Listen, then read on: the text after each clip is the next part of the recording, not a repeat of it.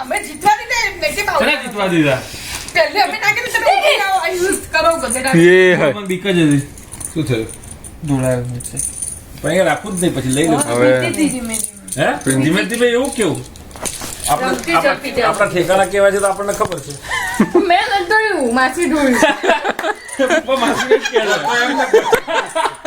એ તો મેં કીધું તને પપ્પા.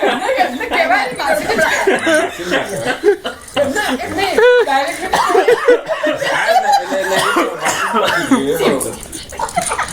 પપ્પા અને માસી મોઢામાં નાખેલું બહાર કાઢો અમે આની કરશે ને તો કીડીઓ બધી આવશે પાછી પેલા તું ક્લીન કરી દો પેલું એ સ્પ્રે તો કરવું જ પડશે કિચન ક્લીનર લઈ એટલે કાર્પેટના આ મોટા પ્રોબ્લેમ કાઢવું જ.